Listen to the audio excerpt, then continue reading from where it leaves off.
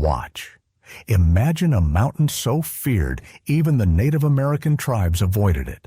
A place where, over the course of a century, hunters, children, and hikers have vanished, and not a single one was ever found.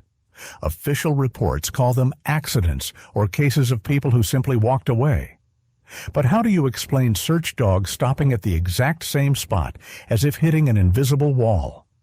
Why does one detail surface in the files again and again? A red jacket, a gray fog, and an absolute unnerving silence when even the forest goes quiet. What is happening inside this triangle, where time itself seems to bend and footprints simply vanish from the ground? This isn't a legend. This is an investigation into the real people who disappeared, and why, to this day, no one can explain what truly happened. On December 1, 1946, an 18-year-old Bennington College student named Paula Jean Welden would become the first in a string of inexplicable disappearances that would later be known as the Bennington Triangle phenomenon. According to case files from the Vermont State Police Archives, Welden was the eldest of 4 daughters of William Archibald Welden, an industrial designer for the Revere Copper and Brass Company in Stamford, Connecticut. At the time of her disappearance, she was a sophomore at Bennington College, living in Dewey Hall. Her roommate, Elizabeth Johnson, stated on December 2, 1946, that Welden had spent the Sunday morning in their dorm. Johnson noted that Paula seemed thoughtful, but not depressed. When asked about her plans for the day, Welden simply said she was going for a long walk. Meteorological records for December 1st show an unseasonably warm day for winter. 50 degrees Fahrenheit, clear skies, and a light wind. These conditions are crucial to understanding the events that followed. At 2:45 p.m., Welden left the dormitory. She was wearing a distinctive red parka, jeans, and light sneakers. She carried no backpack, no food, no water, and no extra warm clothing. According to Johnson, Paula mentioned she was heading for a hike on the long trail and expected to be back for dinner. The investigation pieced together Welden's known movements. 2:55 p.m. She is seen leaving the campus. Approximately 3:00 p.m. She is spotted on Highway 67A near the college entrance. 3:10 p.m. She is picked up by Louis Knapp, a local contractor. According to Knapp's official statement from December 3, 1946, he gave a young woman a ride from the crossroads to my house on Route 9. The distance was roughly 2.5 miles. Knapp dropped her off near the road leading to the long trail at approximately 3:15 p.m. She thanked him and headed toward the trailhead. The key witnesses in the case were a married couple from Massachusetts, James and Martha Welch. According to their sworn testimony from December 4, 1946, they were on the long trail for a day hike. At around 3:45 p.m., a young woman in a red parka overtook them on the path. They exchanged greetings. The woman asked them about the distance to the summit. They replied it was about 3 to 4 miles. She thanked them and continued on. They watched as she moved about 100 yards ahead and then vanished around a bend in the trail near a large boulder. When the Welches reached that same bend just 1 to 2 minutes later, the woman was nowhere in sight. The trail ahead was visible for a quarter of a mile. There were no side paths. To the left was a steep incline, to the right a sharp drop-off. They were the last known people to have seen Paula Welden alive. The alarm was finally raised on December 2nd at 12 p.m. when Welden failed to appear for her classes. The college administration contacted local authorities and Paula's father. The search timeline was chaotic. December 2nd, an informal search was conducted by students. December 3rd, the official search operation began. December 3rd to 17th, a massive search was conducted involving 1,000 people. December 17th, the search was suspended due to heavy snowfall. The operation involved about 300 students and faculty from Bennington College, around 400 local volunteers, and 150 soldiers from the Vermont National Guard. Search dogs were brought in from 3 different states. Official reports highlight significant problems with the search effort. There was no single coordination center, leading to a duplication of efforts. Some areas were searched multiple times, while others were completely missed. Most disturbingly, the search dogs refused to work at a specific point on the trail. According to a report by dog handler Robert Stevens, 3 independent dogs displayed the exact same behavior at the boulder where Paula was last seen. The animals would approach the spot and then refuse to go any further, showing clear signs of distress. William Welden arrived in Vermont on December 4th and immediately criticized the local authorities. In a press statement from December 7th, he said, "The absence of a state police force in Vermont has led to a chaotic organization of this search. There are no professional search and rescue units. The county sheriff has no experience in such operations. Critical time has been lost." Welden hired private detectives and offered a $5,000 reward for information on his daughter's whereabouts.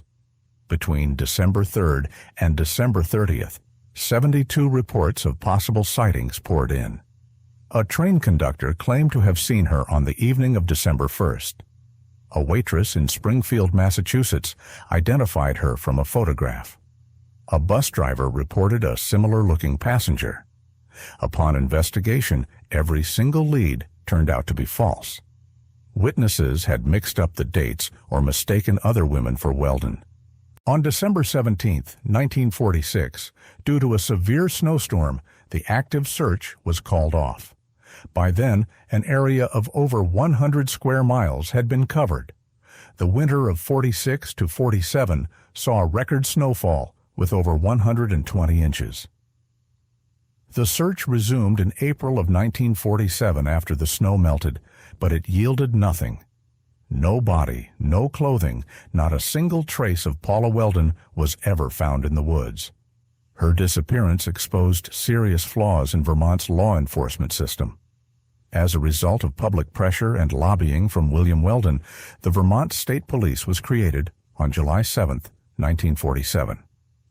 From the legislative act establishing the state police, the tragic events surrounding the disappearance of Miss Welden have demonstrated the urgent need for a professional service capable of coordinating search and rescue operations and investigating crimes throughout the state.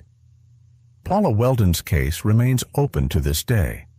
The primary questions that have never been answered are, how could a person vanish on a straight section of trail with no side paths?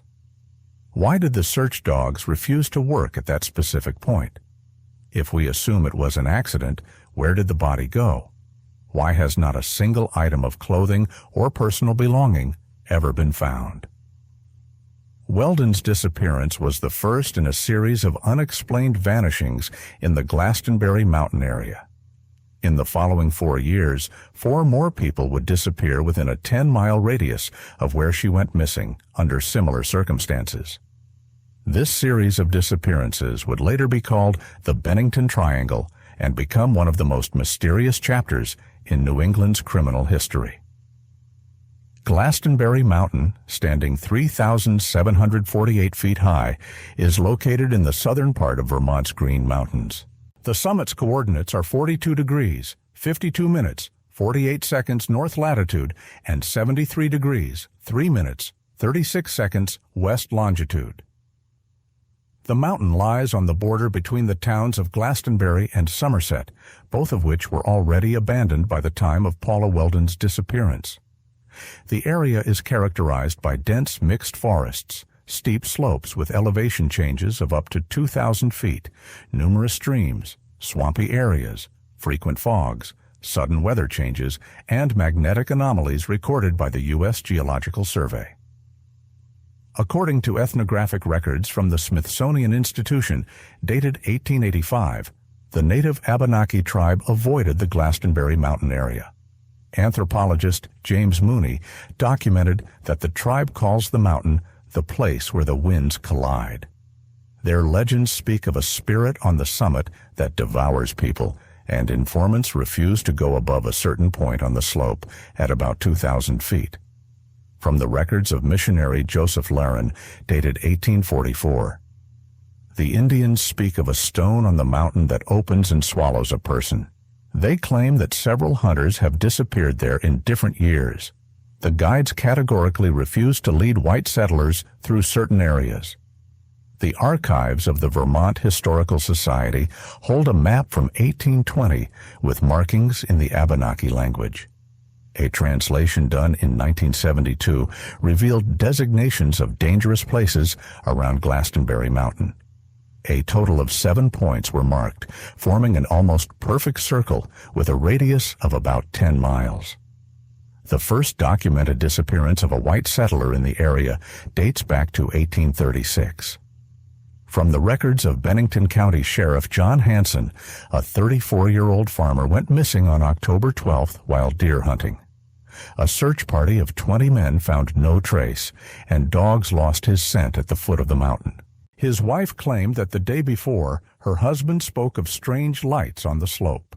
Subsequent cases include 1852, 2 loggers went missing.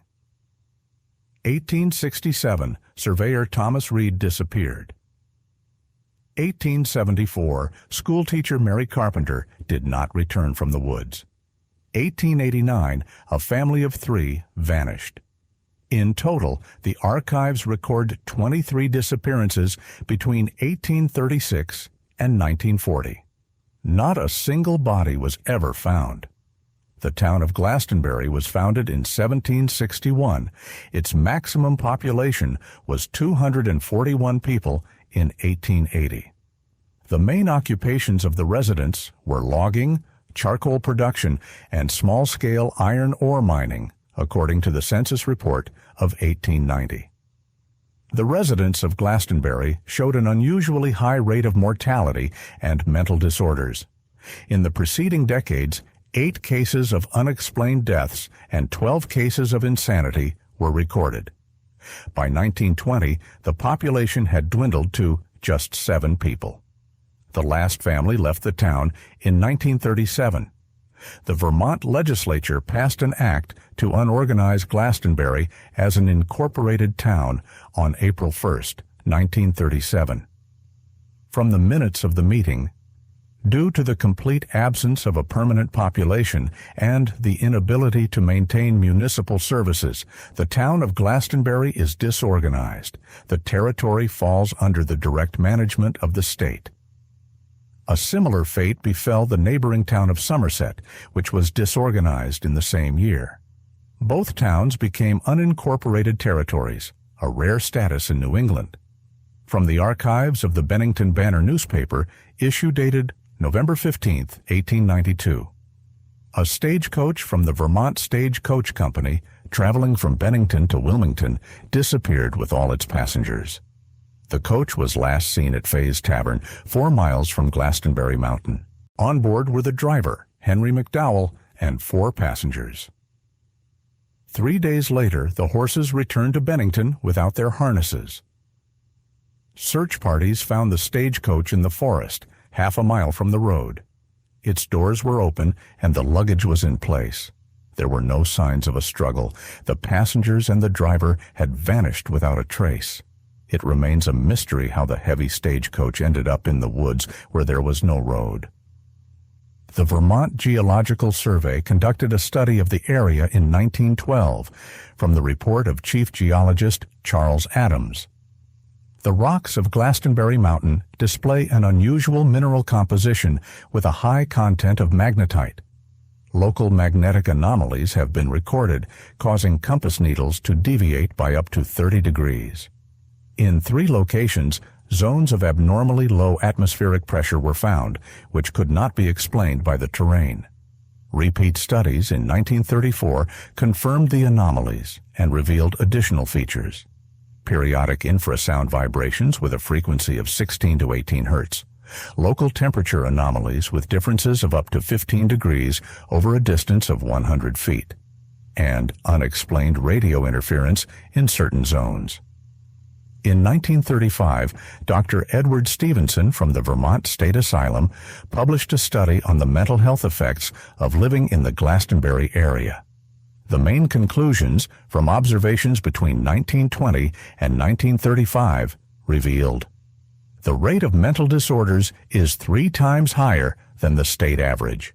Hallucinations, paranoid states, and unmotivated anxiety are predominant. 70% of former residents surveyed reported hearing voices in the woods and feeling like they were being watched.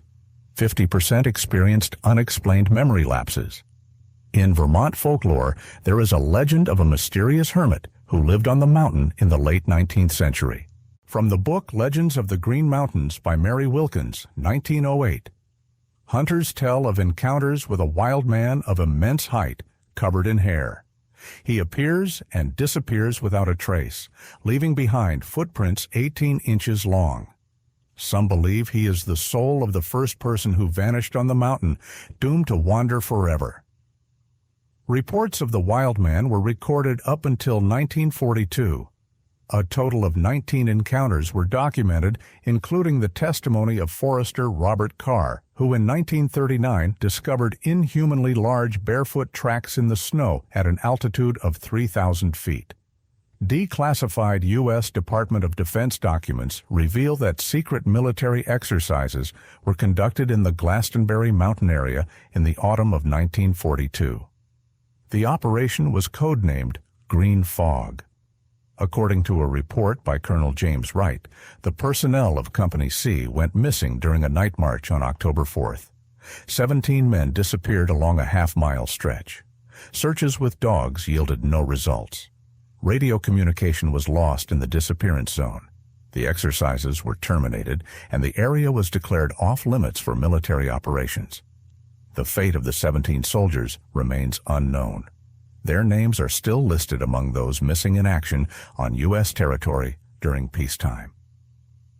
In 1945, University of Vermont professor Henry Lawrence proposed a theory about the existence of geomagnetic traps in the Glastonbury mountain area, zones where a combination of magnetic anomalies, infrasound, and atmospheric conditions could cause disorientation and hallucinations. From his article in the Journal of Anomalous Phenomena, a person entering such a zone may lose their bearings, experience panic, and walk in the opposite direction from safety. Infrasound at a frequency of 16 to 18 Hz is capable of causing irrational fear and visual hallucinations. This explains why people wander off trails and cannot find their way back. However, Lawrence's theory did not explain the complete absence of the victim's remains or the cases of people disappearing before witnesses' eyes, as in the case of Paula Welden.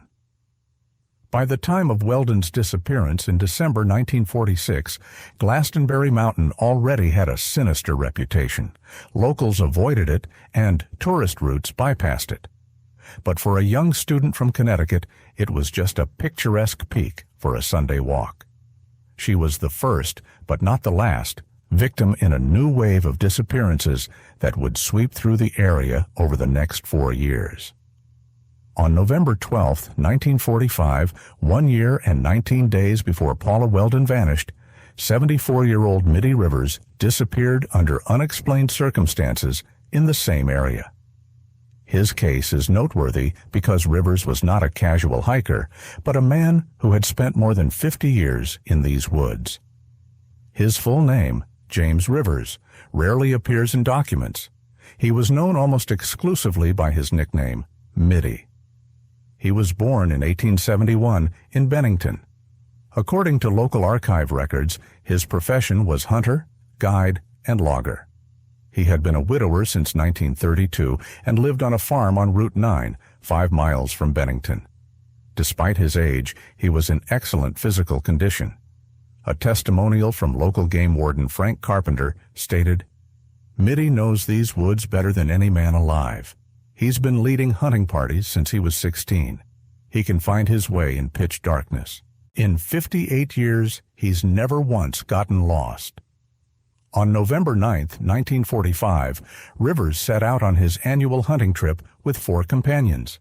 his son, James Rivers Jr., age 42, his son-in-law, Lowell Pierce, age 38, his grandson, David Pierce, age 16, and a family friend, Henry McDowell, age 61. The group made camp in Bickford Hollow, approximately 4 miles northwest of Bennington and 7 miles from Glastonbury Mountain. The spot was well known to Rivers. He had been hunting there since 1887. From the testimony of James Rivers Jr., given on November 13, 1945.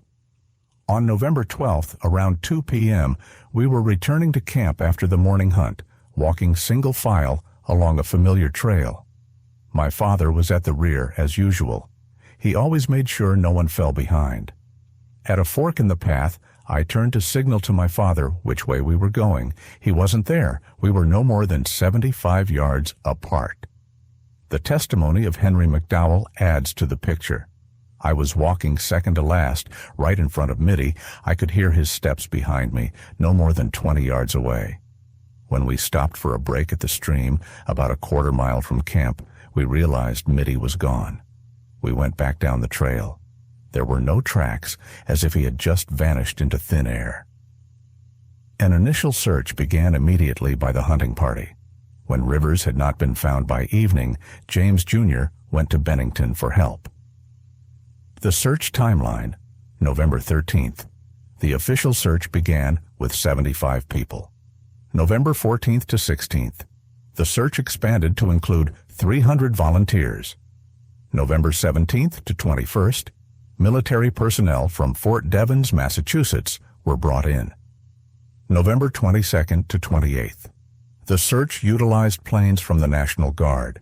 The total number of search participants exceeded 500 people. An area of over 50 square miles was covered. From the report of search leader Sheriff Clyde Price, the dogs picked up Rivers' scent from the spot where he was last seen. The trail led along the path for about 150 yards, then turned sharply into the woods. After 50 feet into the forest, the scent trail abruptly ended. 3 independent dogs showed the exact same result. The point where the trail stopped was a flat clearing with no distinguishing features. From the testimony of experienced tracker Joseph Otis. In 40 years of tracking game and people, I have never seen anything like it. The trail simply ends. There are no signs that the person climbed a tree, hid, or was carried away. The ground is soft after the recent rains. Any movement would have left prints. There are none.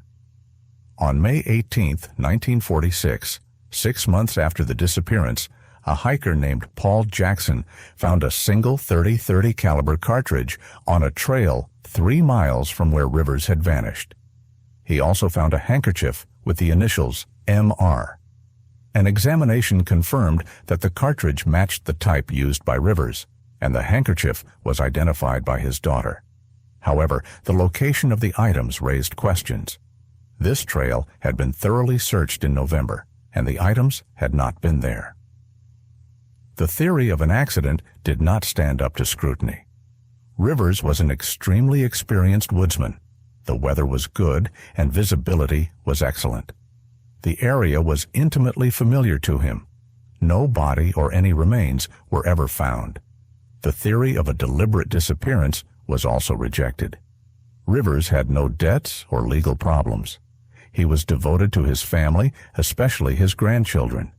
He had left a significant amount of money and his documents at home. There was no motive to stage a disappearance. Rivers' vanishing had characteristic features that would later appear in other cases. Disappearing in a familiar area, vanishing in broad daylight during good weather, the trail ending at an unremarkable spot, dogs refusing to work in a specific location, and personal items being found in previously searched areas. From an interview with Mary Rivers, the missing man's daughter, recorded in 1970. My father was acting strangely the week before he disappeared. He said that something in the woods had changed, that the birds were acting differently, and the trails looked different. We thought it was just old age, but my father wasn't the type to make things up. The last thing he said to me was, "If something happens, don't look for me, where I disappear. I won't be there anymore. On November 29, 1945, the search was officially called off. According to the state investigators' conclusion, James "Mitty" Rivers was considered missing. The probable cause was listed as an accident, followed by disorientation. The report stated the body was not found, presumably due to the difficult terrain and the activity of wild animals. This conclusion did not explain the main mystery, how an incredibly experienced guide could vanish without a trace on a familiar trail, just 150 yards from his group. After Rivers' disappearance, local hunters began to avoid the Bickford Hollow area. From the records of the Bennington Hunting Club for the 1946 season, 30% fewer hunting licenses were issued for the northwestern sector. The reason cited was a superstitious fear following the Rivers case. Several hunters reported a feeling of foreboding and of being watched in that area. The disappearance of Mitty Rivers became the first in a series of unexplained vanishings from 1945 to 1950. The characteristic features of his case would be repeated in subsequent ones: the suddenness of the disappearance, the absence of tracks, the behavior of the search dogs, and items being found in previously searched places. When Paula Welden disappeared in the same area a year later, many remembered Rivers. Old-timers began to speak of a curse that had returned to the Vermont woods, but authorities continued to insist on the theory of accidents, unwilling to acknowledge the existence of an unexplainable phenomenon. The case of Mitty Rivers remains unsolved. His name heads the list of victims of the Bennington Triangle, the first in a line of those who walked into the woods and never returned, as if they had crossed an invisible boundary between our world and something else. On December 1, 1949, exactly 3 years to the day after Paula Welden vanished, the most inexplicable case in the history of the Bennington Triangle occurred. 68-year-old World War I veteran James Tetford disappeared from a moving bus in front of 14 other passengers. From the records of the Vermont Veterans Home in Bennington, full name, James E. Tetford. Date of birth, March 14, 1881. Military service, private, 312th Infantry Division, 1917 to 1918. Marital status, married. Spouse, Pearl Tetford, went missing in 1946. Health status, chronic depression following his wife's disappearance, otherwise satisfactory. On November 28, 1949, Tetford received permission to visit relatives in St. Albans, a city in northern Vermont. From the Veterans Home Logbook, departed November 28, 8 a.m. Purpose, family visit. Planned return, December 1st. According to the relatives' statements, the visit went without incident. Tetford's cousin, Florence McGinn, stated, "James was in a good mood, better than usual. He said he was happy to be going back to Bennington. His card-playing friends were waiting for him there." On December 1st at 2:15 p.m., Tetford boarded a Vermont transit bus traveling from St. Albans to Bennington via Burlington and Rutland. The witnesses to his boarding were Florence McGinn and her husband, who saw him off at the bus station. The ticket agent, Robert Price, sold him the ticket and remembered the passenger. The driver, Ernest George, noted his boarding on the trip manifest. The bus arrived in Burlington around 4:30 p.m. According to passenger Albert Rosenberg, "James was sitting across the aisle from me. In Burlington, he got out to stretch his legs. I did too. We talked a little about the weather. He bought a newspaper and a bottle of Coke. We got back on the bus together." Crucial testimony was provided by Samuel Gottfried, an old acquaintance of Tetford's. "I met Jim at the Burlington bus station. We talked for about 5 minutes. He was sober and of sound mind. Nothing strange about him. He said he was going home to Bennington. I saw him get back on the bus." The bus departed from Burlington at 5 p.m. The next stop was Rutland, around 7 p.m. Passenger testimonies from the Burlington to Rutland leg. Mary Henson, a housewife. "The man in the army jacket was dozing by the window. I remember because he was snoring. About half an hour before Rutland, the snoring stopped. Thomas O'Brien, a traveling salesman, was sitting behind Tetford. He saw him reading a newspaper by the light of the lamp. Then the light went out. I think he fell asleep. The driver, Ernest George, checked his passengers in the mirror before reaching Rutland. Tetford was in his seat. I remember his military jacket. From the interrogation transcript of driver George. In Rutland, I announced a 20-minute stop. Some passengers got off, including a woman with a child who was sitting next to Tetford. She later confirmed that he stayed on the bus, sleeping. The Rutland station conductor, Paul Simpson, checked the bus as required. He counted 9 remaining passengers. The old man by the window in the 5th row was asleep. I didn't wake him. The bus departed from Rutland at 8:10 p.m. It was about 45 miles to Bennington with a travel time of 1 hour and 15 minutes. There were no stops on this leg of the journey.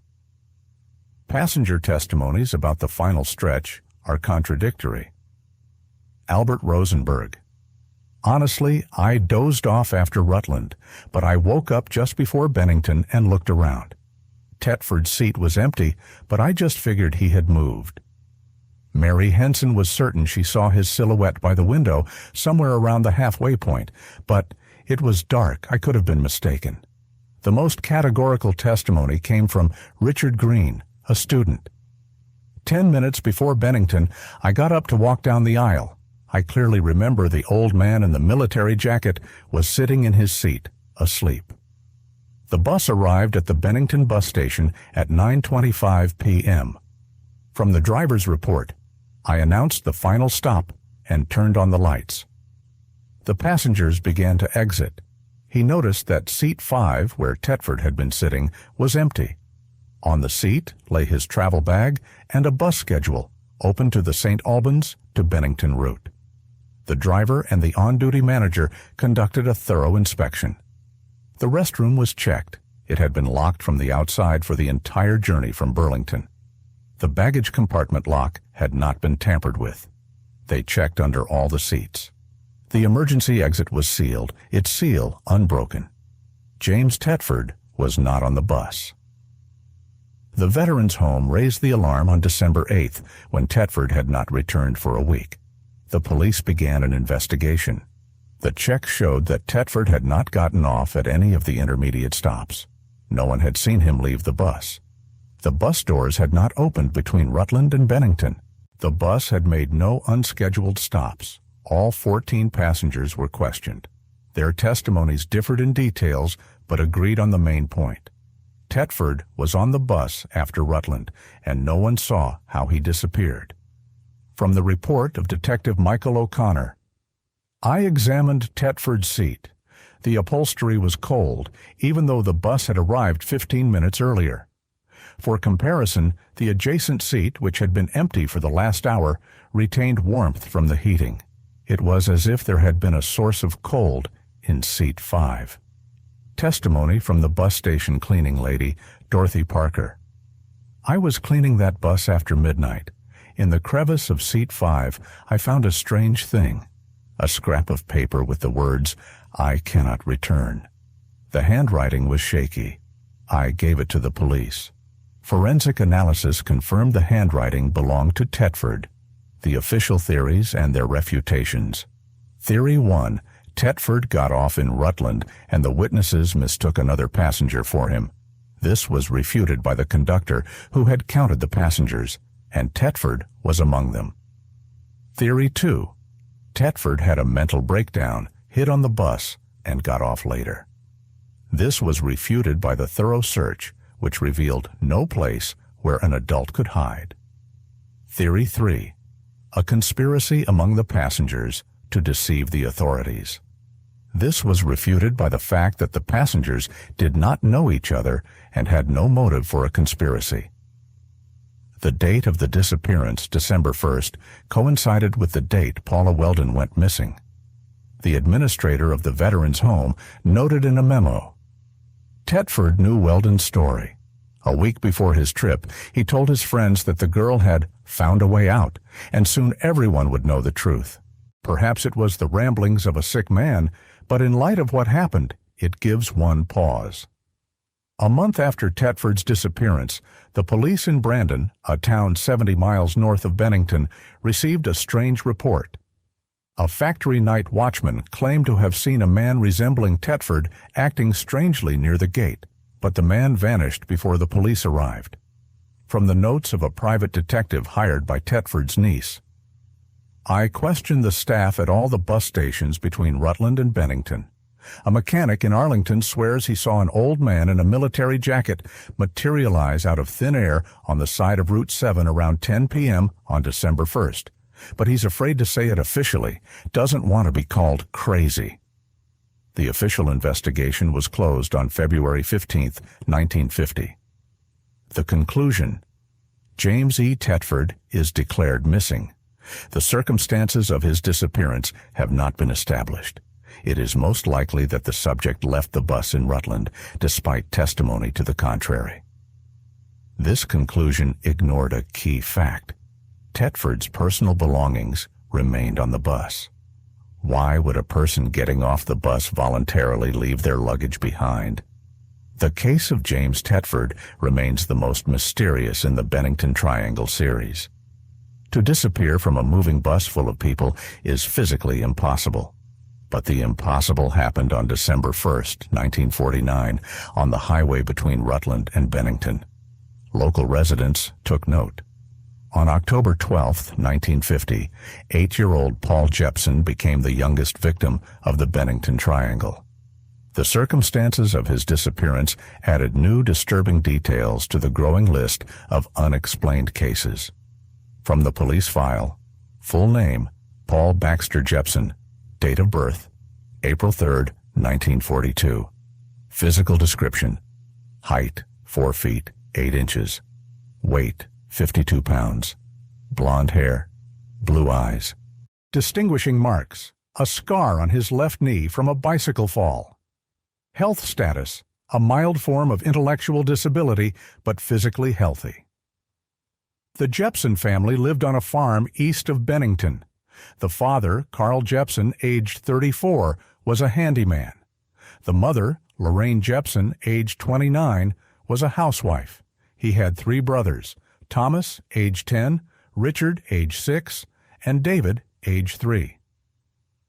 From a report by a social worker who visited the family: the family is experiencing financial difficulties. They live by raising pigs and selling milk. Paul attends a special school 3 times a week. The boy is good-natured, but requires constant supervision due to a tendency to wander off. On October 12, 1950, Lorraine Jeppson went to the town dump where the family kept their pigs. From her testimony: I took Paul with me because the older boys were at school, and I left the youngest with a neighbor. Paul loved riding with me. I put his red jacket on him. The day was cool, and besides, it made him easy to see from a distance. We arrived at the dump around 2 p.m. Paul stayed in the cab of the pickup truck while I fed the pigs. Usually it takes about 30 to 40 minutes. He knew he wasn't supposed to get out of the truck. From the testimony of Lorraine Jeppson: I came back to the truck at 2:45 p.m. Paul was gone. The door was open. At first, I thought he'd gone into the bushes to relieve himself. I called for him. Silence. I walked around the area. The dump is fenced. There's nowhere for him to go far. I started to panic. The dump's watchman, Frank Walsh, confirmed her account. Mrs. Jeppson came running to me around 3 p.m. She was hysterical, screaming that her son was missing. I immediately walked the perimeter. The fence was intact. The gates were closed. The boy couldn't have gotten out unnoticed. By 3:30 p.m., 4 dump employees, the boy's father, Carl Jeppson, who had arrived with neighbors, and a police patrol unit had joined the search. From the report of Officer George Smith: arrived on scene at 3:45 p.m., organized a systematic search of the dump area, approximately 4 acres. By 5 p.m., every square foot had been checked. The boy was not there. At 5:30 p.m., dog handler Robert Clark arrived with his bloodhound. From his report, the dog picked up a scent from the pickup truck. The trail led to the eastern border of the dump, then along the fence to the north for about 200 yards. At the northeast corner, the trail turned sharply west and ended abruptly after 50 feet. The spot where it ended was a flat, unremarkable area. Notably, the dog refused to go past the point where the scent trail stopped.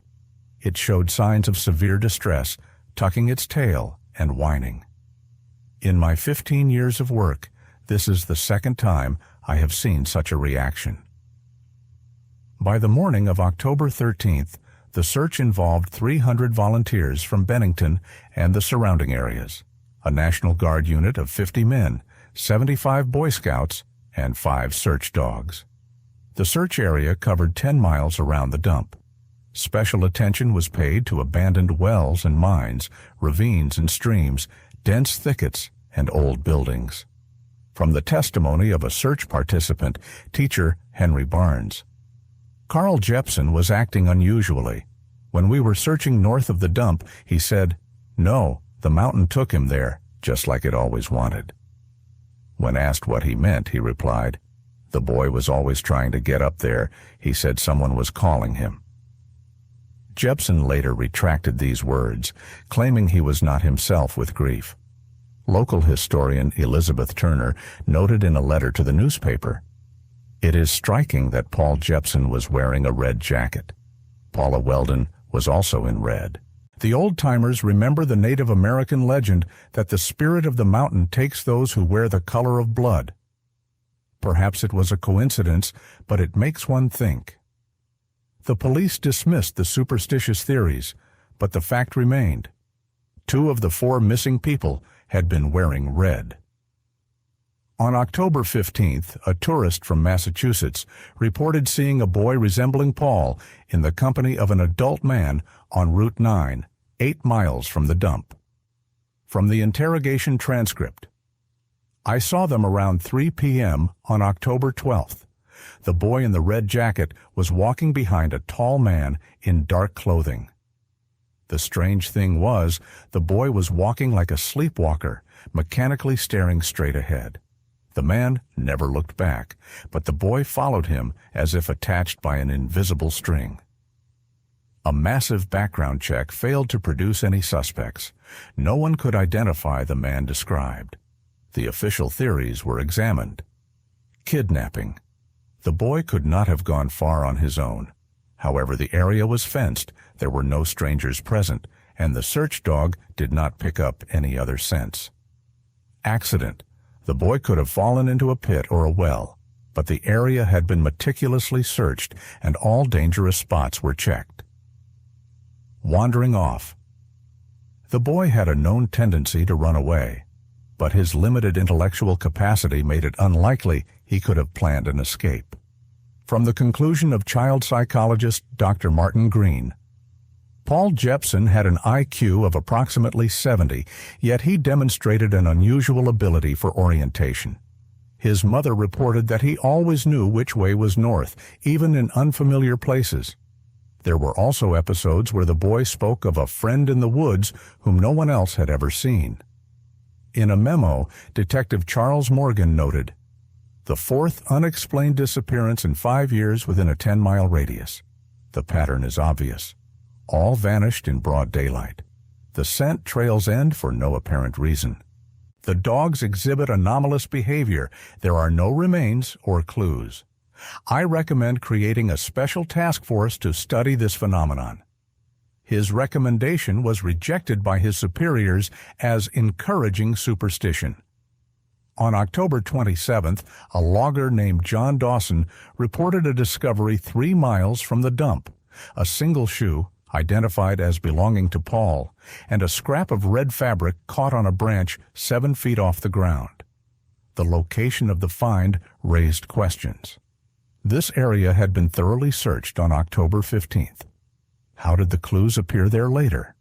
The child's disappearance caused panic among the residents. From an editorial in the Bennington Banner dated October 20th, 4 people have vanished without a trace, from an experienced hunter to a child. The authorities insist on coincidences, but the people are afraid. Parents won't let their children out alone. Tourists are avoiding our region. How many more must disappear before they admit that something is wrong with our woods? A month after the disappearance, Lorraine Jepson told a neighbor, as recorded in a police report. "Sometimes I think I hear his voice on the wind. He says he's okay, that he's with the other children. I'm probably going crazy with grief. But why do I dream that he's in a place where there is always fog and the trees are gray?" The neighbor noted that Mrs. Jepson knew nothing of the gray fog that featured in some local legends. On December 15, 1950, the active search was terminated. The conclusion stated, "Paul Jepson is considered missing, presumed deceased. Probable cause, abduction by an unknown person with subsequent concealment of the body." The case remains open. The Jepson family left Bennington in the spring of 1951. According to rumors, they moved after their youngest son, David, began to say that he could see Paul in the fog and that Paul was calling for him to come with him. The disappearance of Paul Jepson was the last in the main series of the Bennington Triangle disappearances of the 1940s and 50s. The 8-year-old boy in the red jacket seemed to put a final chilling period on this sinister chapter. But was this truly an end point or merely an ellipsis? The following decades would show that the triangle was not satisfied and that it continued to collect its toll. In April of 2019, journalist Emma Harris began an independent investigation into the Bennington Triangle disappearances. The impetus was a personal tragedy: the vanishing of her younger sister Sarah on the Long Trail on October 3, 2018. From her biographical file: name Emma Harris, age 34, education, journalism, Columbia University, experience, 15 years in investigative journalism, specialization, cold cases, historical mysteries, publications, The New York Times, The Atlantic, Harper's Magazine. From the police report dated October 4, 2018.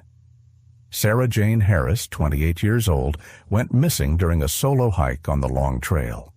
Last contact was a text message to her sister at 1:22 p.m. Incredible views, another hour, and I'll be at the summit. Her phone was found on the trail, half a mile from the supposed location where the message was sent. Personal belongings, including her backpack, were not found. A search involving 80 people and drones yielded no results. From Emma Harris's work journal, entry dated April 15, 2019. The police closed Sarah's case as an accident, but I know these places.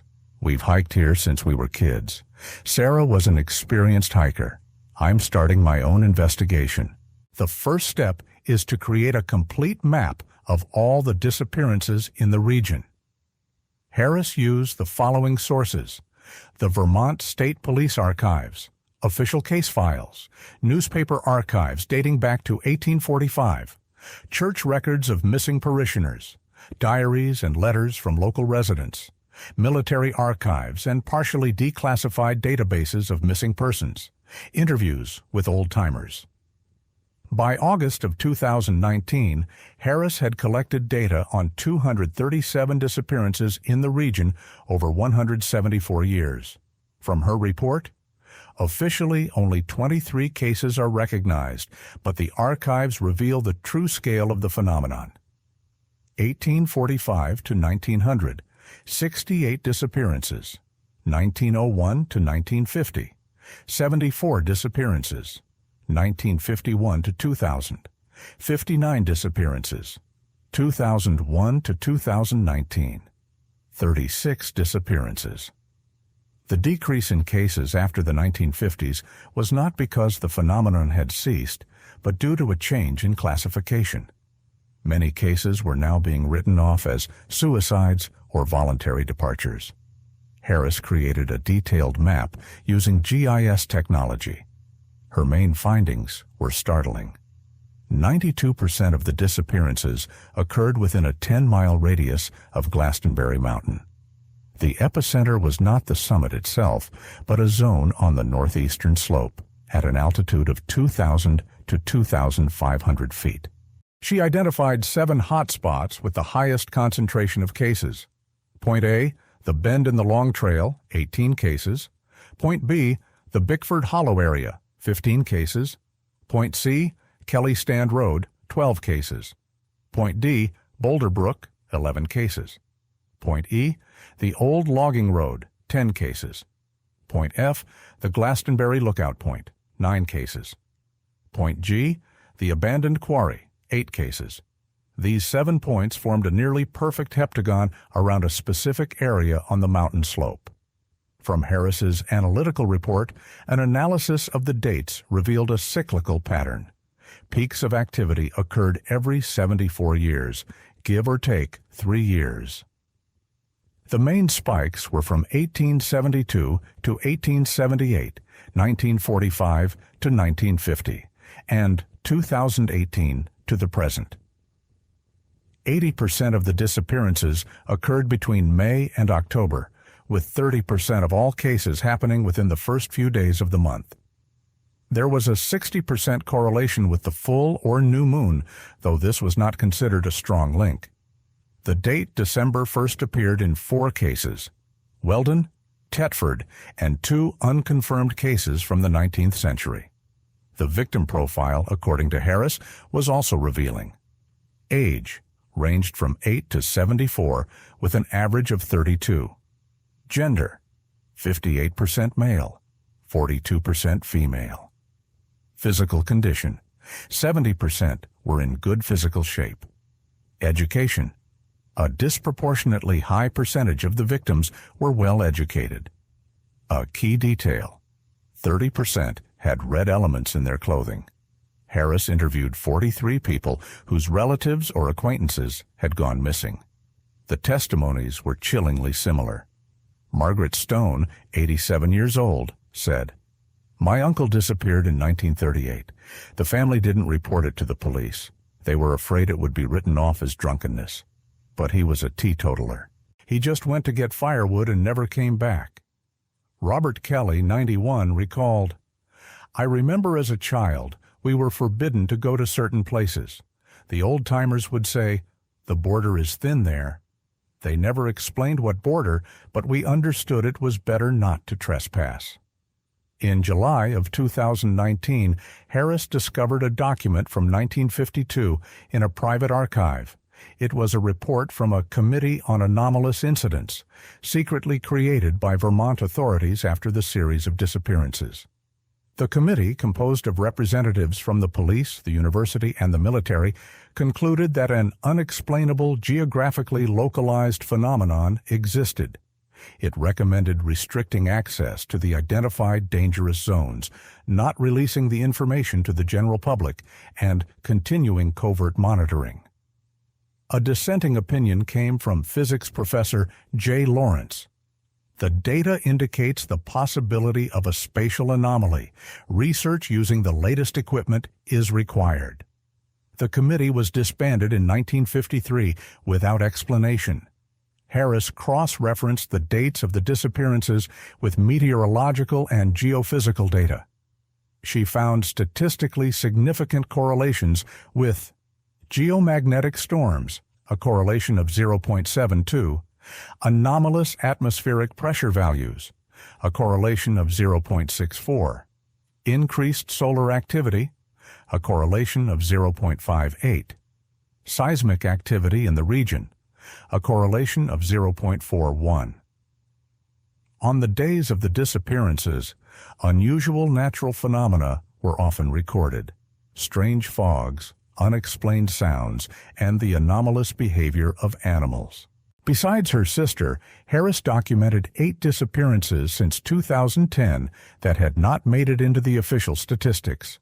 2011, a tourist from Boston; 2013, a local game warden; 2014, a couple from New York; 2016, a nature photographer; 2017, a UVM student; 2018, Sarah Harris and one other hiker; 2019, up to August. Already 2 cases Harris's attempts to draw attention to the problem were met with resistance. From her correspondence with the Vermont Department of Public Safety, your claims of systematic disappearances are not supported by official statistics. The dissemination of unverified information may harm the state's tourism industry. We recommend you cease publishing materials that cause unwarranted panic.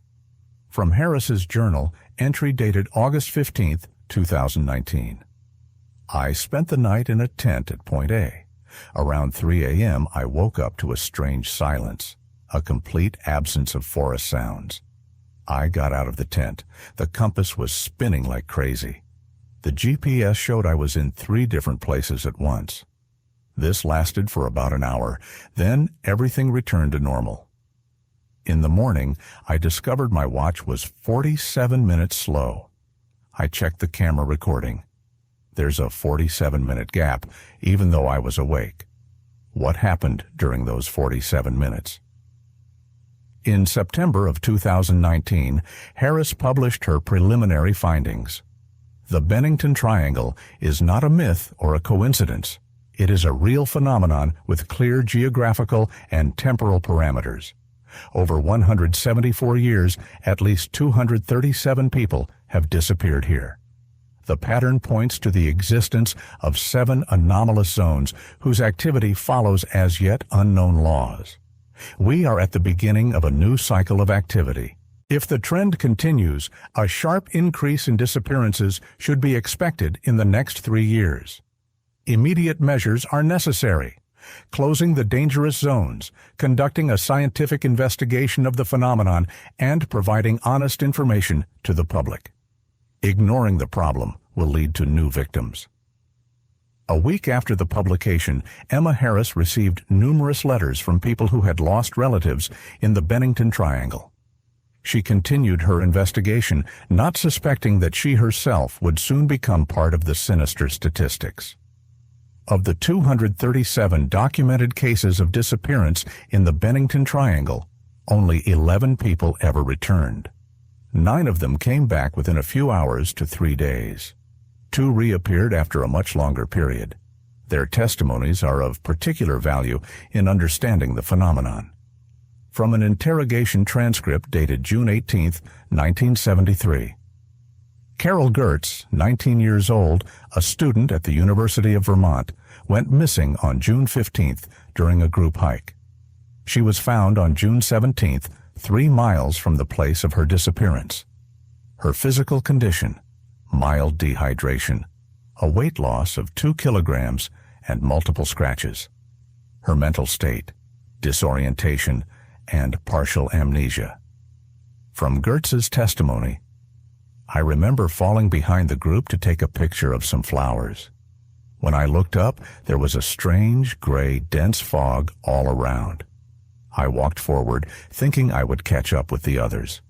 Time seemed to flow strangely, sometimes fast, sometimes slow. I saw other people in the fog, but they didn't answer my calls. Then suddenly, I was in a clearing. The fog had lifted. I thought a few hours had passed, but it turned out to be 2 days. A medical examination revealed anomalies. Her melatonin levels were 3 times higher than normal.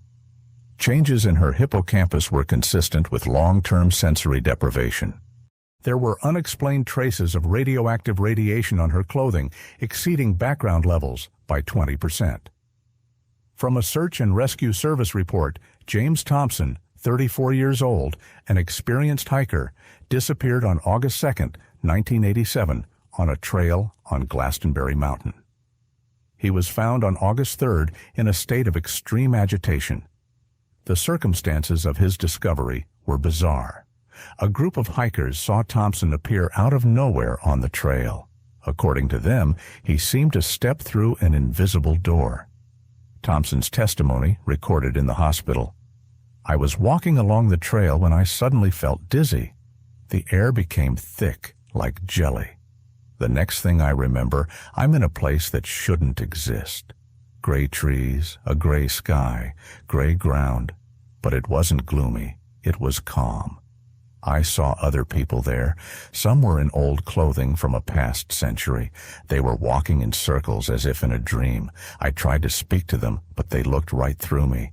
Time flows differently there. There's no day or night, no hunger or thirst, just a strange sense of peace. Then I heard a sound, like a distant bell. I walked towards the sound and suddenly found myself back on the trail. In the subsequent follow-up, Thompson suffered from nightmares and panic attacks for 5 years. He committed suicide in 1992, leaving a note that read, "It's calling me back. I can't resist anymore." A unique case involved the simultaneous disappearance and return of a married couple. From a police report, the Peterson couple, aged 32 and 35, went missing on September 23rd while celebrating their wedding anniversary at a campsite near Glastonbury. They were discovered on September 24th, 15 miles from their camp. Their condition, both were in shock, showing signs of hypothermia and strange burns on their hands, similar to marks from an electrical discharge. Their testimonies were identical in key details. They described a corridor of gray fog, a feeling of weightlessness, and encountering people in old-fashioned clothing. Both independently drew similar symbols, claiming they had seen them in the gray sky. An analysis of the drawings found no correspondence to any known alphabets or symbolic systems. The youngest of the returnees was a 6-year-old girl named Sarah. From the child psychologist's interview protocol, Sarah disappeared for 3 hours during a family picnic in 2004. Her parents insisted they never took their eyes off her, but she vanished between blinks. She was found sleeping 200 yards from the picnic spot. The child's story. I followed a beautiful butterfly. The butterfly led me to a gray place. There were other children there. We played, but they didn't talk. Then a tall man came and said it was time for me to go home. I woke up under a tree. Notably, Sarah described the 3 children she played with. Based on her description, one of them resembled Paul Jeppson, the boy who disappeared in 1950. The child could not have known about him. Her family had just moved from California and was unfamiliar with the local legends. One man disappeared in 1994 and returned in 2004. From his medical evaluation, the patient claims he was absent for several days, although 10 years have passed. He has physically aged corresponding to the time he was missing. His mental state shows persistent dissociation and depersonalization. The patient describes being in an in-between space with altered physical laws. He claims that all the missing people are there, but they exist in different layers of time and rarely interact. According to him, he found a way out by chance, by following a crack in the gray. DNA analysis confirmed the man's identity, but revealed unexplained mutations in certain sections of his genome. An analysis of the testimonies of all 11 returnees revealed repeating elements. Description of the place: gray fog or mist, 100% of cases. Absence of a sun, but the presence of diffused light, 91%. Leafless gray-colored trees, 82%. An absence of sound except for a distant hum, 73%. Physical sensations: altered perception of time, 100%. No feeling of hunger or thirst, 82%. A sensation of lightness or weightlessness, 64%. Emotional state: apathy and emotional blunting, 73%. Other people: 91% saw other people. Of those, 100% reported that the people did not respond to contact. 73% noted some were in clothing from past eras, and 82% observed them engaged in mechanical, repetitive behaviors. All the returnees exhibited similar post-experience anomalies: elevated levels of certain neurotransmitters, changes in the temporal lobes of the brain, and circadian rhythm disturbances that persisted for months. They also showed unexplained isotopic anomalies in their tissues and developed psychological disorders, including PTSD, dissociation, and depersonalization. 73% of the returnees attempted suicide within 5 years. Their suicide notes often mentioned the call of the gray place and the impossibility of living in two worlds. A psychologist who studied 3 of the returnees proposed a hypothesis. The similarity of the descriptions rules out mass hallucinations. The changes in the brain are real and measurable. It is possible these individuals experienced the effects of an unknown physical phenomenon that affects the perception of space and time. The gray place they describe may not be another dimension, but an altered state of consciousness induced by a specific external influence. This hypothesis, however, did not explain the physical displacement of the people and their absence from our world for days or even years. In 2016, a group of relatives of the missing, with the support of private investors, organized an expedition. The goal: to find the entrance to the gray place and bring back the missing. The group included 3 returnees as guides, 5 scientists from various fields, and 10 volunteers from among the relatives. The expedition ended in tragedy. From the diary of the sole survivor. Day 3 at Point A, Thomas, one of the returnees, says he can feel it thinning. Around noon, the gray fog began to roll in. Thomas went first, with the others following. I was delayed, fumbling with my equipment. When I looked up, I saw the last person seem to dissolve into the air. The fog lifted a minute later. All 15 people were gone. I have been waiting for 3 days. They have not returned. The 11th and last known case of a return occurred in April of 2019. A tourist from Boston who had been missing for 6 hours was found in a catatonic state. After coming out of it, he refused to speak about his experience, repeating only one phrase: "It is waking up. The cycle is closing. No one else will come back." A week after this incident, journalist Emma Harris published her investigation with a warning about the new cycle of activity. Her prediction began to come true faster than anyone could have imagined, and that is the story. Let us know in the comments if you know of any places where people consistently go missing.